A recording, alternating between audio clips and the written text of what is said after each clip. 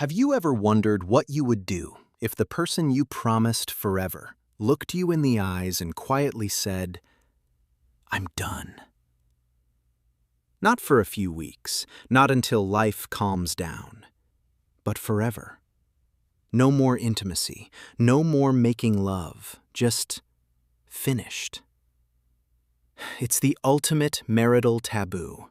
Yet thousands of couples over 45 are living it every single day. Some quietly grieve. Others start asking a terrifying question. Is this really how the rest of my life is supposed to be? Let's get one thing straight right now. This isn't about finger-pointing.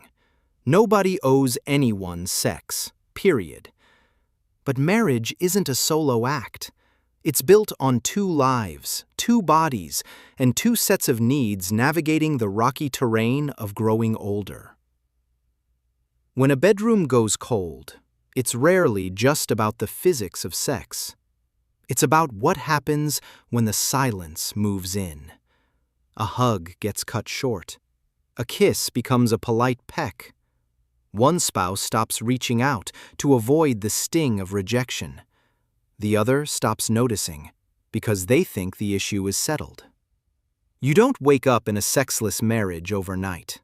It happens one season, one surgery, one medication, one resentment at a time.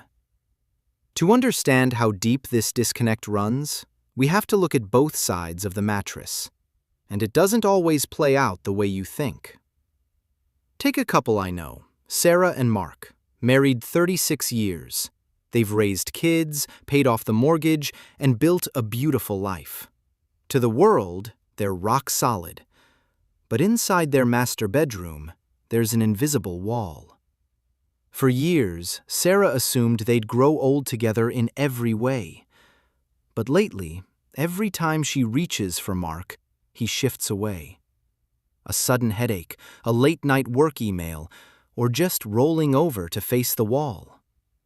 For Sarah, the rejection feels like a slow draining battery. She doesn't just miss the physical act, she misses feeling wanted. She lies awake wondering if she's become invisible to the man who used to look at her like she was the only woman in the room.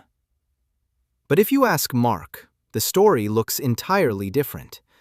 He's been dealing with erectile dysfunction, a medical reality he was too proud, too ashamed, or too exhausted to voice. Every time Sarah touched his shoulder, his stomach drops. He didn't feel desire, he felt pressure. He felt the crushing weight of performance anxiety and the terrifying fear of disappointing the woman he loves. So, Mark protected himself by pulling back. Sarah protected herself by no longer asking. Neither of them was trying to hurt the other, but both of them were trapped in the exact same loneliness for completely different reasons. She thought she was being rejected as a person. He felt like he was failing as a man. What actually saved them was breaking the silence and putting everything on the table, including options most couples are terrified to even whisper. First, Mark finally saw a doctor, which took the medical shame out of the equation. But they also had to face the reality that their physical intimacy might never look the same as it did in their 20s. So they asked the hard questions. And for them, part of that radical honesty included a conversation about an open marriage. Could an open relationship actually work after decades together? For some mature couples, it does. When one partner physically cannot or no longer wishes to engage in sex, but deeply loves their spouse and wants them to feel fulfilled, an ethical, non-monogamous agreement can sometimes relieve the pressure. It allows the higher desire spouse to meet those physical needs elsewhere, while keeping the core marriage, the friendship, and the life partnership entirely intact. Hey everyone, it's Lisa, Michael's wife. Sorry to jump in, but I've been thinking about something since we recorded this, and I really want to know what you think. If you loved your spouse with everything you had, but you genuinely couldn't be there for them physically anymore, would you ever consider opening up the relationship so they could still feel wanted? Or is that a line you'd never cross, no matter what? I'm honestly still working through how I feel about it myself, so no judgment either way. Just tell us in the comments. Would you or wouldn't you? And why? It certainly isn't for everyone. It requires an ironclad foundation of trust, zero secrets, and a level of communication most couples never achieve. But for Sarah and Mark, simply being brave enough to voice that option out loud, to realize that their love was big enough to handle the most uncomfortable conversations, is exactly what broke the gridlock. They realized they didn't have to stay trapped in a silent room anymore. If you look online for answers to this dilemma, you'll generally find two polarizing camps. One side says, if your spouse is done, accept it and move on. The other screams, no sex, no marriage. But top sex therapists don't buy into either extreme. They don't ask who is right. They ask, what changed? Because a cold bedroom is rarely the root disease. It's just the symptom. And once it starts, the rejection cycle takes over. One spouse reaches out, the other pulls away. The first feels rejected. The second feels guilty. That guilt creates pressure. Pressure breeds anxiety, and anxiety forces avoidance. Eventually, nobody reaches out anymore. The bedroom goes quiet. Not because love died, but because hope did. There is a massive psychological difference between I can't and I won't. When chronic pain, menopause, or medical issues enter the room, it's an I can't. Therapists agree you should never force unwanted sex.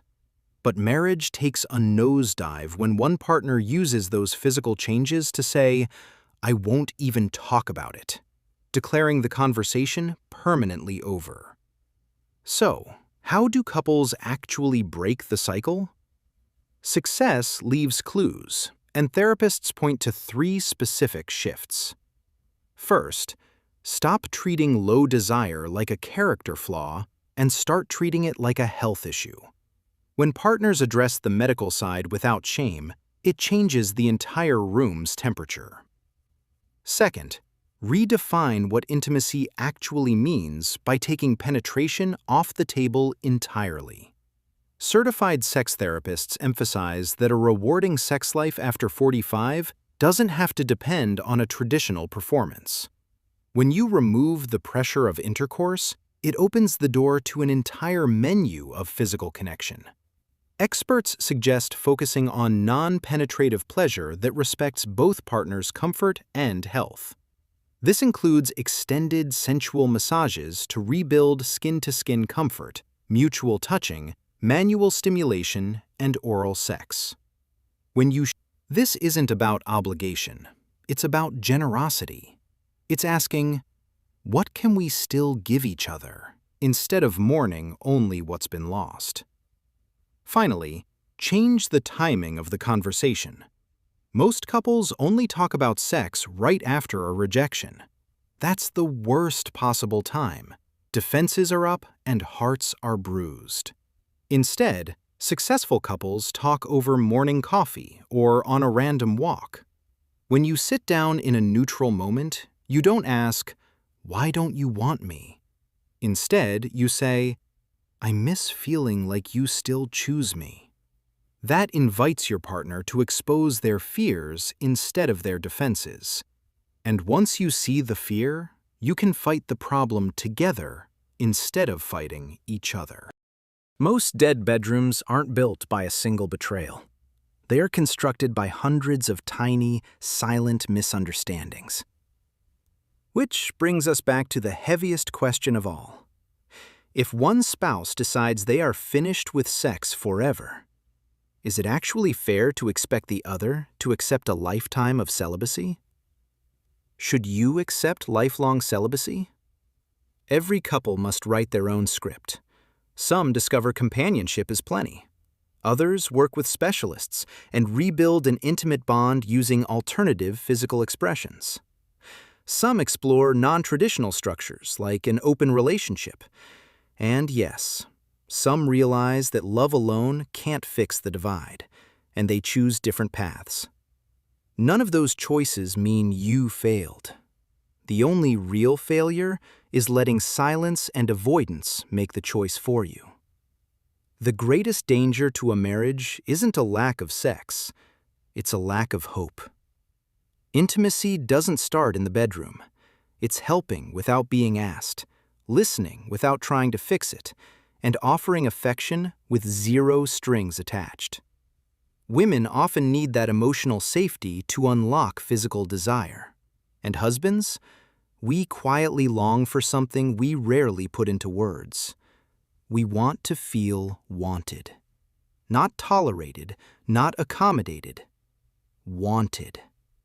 That hunger doesn't vanish at 60 or 70. In fact, as careers wind down, kids move away, and our bodies change, the person beside us becomes more vital than they've ever been. If your spouse came to you tonight and said, "I miss feeling close to you," what would you hear? A criticism or an invitation? The strongest marriages aren't the ones that never break. They're the ones where two imperfect people keep choosing each other, even when life changes the rules. Because intimacy is about feeling seen, feeling valued, and knowing that after all these years, your person still wants to meet you in the middle. I'm Michael, and if this conversation resonated with you, drop your thoughts in the comments. Your story might be exactly what another couple needs to hear today. And if you appreciate honest, no-nonsense conversations about relationships and navigating life after 50, hit that subscribe button for Aged and Confused. We ask the questions everyone is thinking, but few are willing to voice. Until next time, take care of yourselves and take care of each other.